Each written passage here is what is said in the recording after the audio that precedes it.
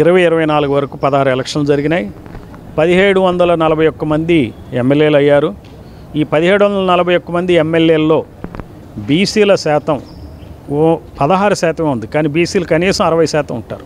అంటే 276 మంది ఎమ్మెల్యేలు మాత్రమే అయ్యారు. ఈనాడు తెలంగాణ అసెంబ్లీలో ఉన్న ఎమ్మెల్యేలు 119 ఎమ్మెల్యేల్లో 19%, అంటే దాదాపుగా 16% మాత్రమే ఎమ్మెల్యేలు ఉన్నారంటే బీసీల యొక్క సంఖ్య ఎక్కువ ఉన్నప్పటికీ ఎమ్మెల్యేల సంఖ్య అంత తగ్గటానికి కారణం ఏంటంటే బీసీలని గుర్తించకపోవటమే ఈ ప్రభుత్వాలు చేసే పని.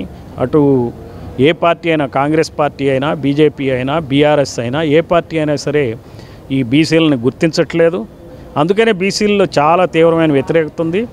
ఈ బీసీలు రెడ్డి ఎమ్మెల్యేలతో కంపేర్ చేసుకున్నట్టయితే ఇదే తెలంగాణ శాసనసభలో ఇప్పటి వరకు 576 మంది ఎమ్మెల్యేలు అయ్యారు. అంటే 33% రెడ్డి ఎమ్మెల్యేలు ఉన్నారు. రాష్ట్రంలో 3%, 4% కన్నా ఎక్కువ లేని రెడ్డి సామాజిక వర్గం నుంచి 33% ఎమ్మెల్యేలు ఎలక్ట్ అయ్యారంటే చూడండి ఎంత అన్యాయం జరుగుతుందో. ఈ రోజున ఒక చీఫ్ మినిస్టర్ ఎవరు కావాలి తెలంగాణ అంటే ఒక రెడ్డి గారి తర్వాత ఇంకో రెడ్డి గారి పేరు వస్తుంది, కానీ బీసీ లీడర్ల పేరు రాదు. మరి బీసీలో ఉన్నటువంటి పొన్నం ప్రభాకర్ ఉన్నారు, ఇంకా ఇతర నాయకులు ఉన్నారు.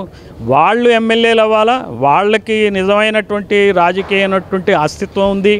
ఆ పరిస్థితి ఈ రోజున ఈ ఉద్యమం ద్వారా ఖచ్చితంగా బీసీలకి ప్రముఖమైన రాజకీయ పాత్ర వచ్చేటువంటి పరిస్థితులు ఉన్నాయి. సో రెడ్డి కమ్యూనిటీ కాకుండా మనం వెలమ కులానికి సంబంధించి తీసుకుంటే 6% కూడా లేని వెలమ సామాజిక వర్గం నుంచి దాదాపుగా 143 మంది ఎమ్మెల్యేలు ఇప్పటి వరకు ఎలక్ట్ అయ్యారు, అంటే 8.5%.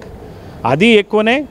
మరి కమ్మ సామాజిక వర్గం నిజంగా చెప్పాలంటే ఒక జిల్లాకు ఉన్నటువంటి పరిమితమైనటువంటి సామాజిక వర్గం 73 మంది ఎమ్మెల్యేలు ఉన్నారు. చూడండి ఎంత అన్యాయం జరుగుతుందో. 4.5% వాళ్ళు కూడా వెలమ సామాజిక వర్గం 0.5% ఉంటే వీళ్ళు అంతకన్నా తక్కువే ఉంటారు. అందువల్ల దీన్ని బట్టి మనకు అర్థమవుతుంది ఏంటంటే తెలంగాణ రాష్ట్ర అసెంబ్లీలో సగానికి సగం రెడ్డి, కమ్మ, వెలమ ఎమ్మెల్యేలతో నిండిపోయి ఉంది.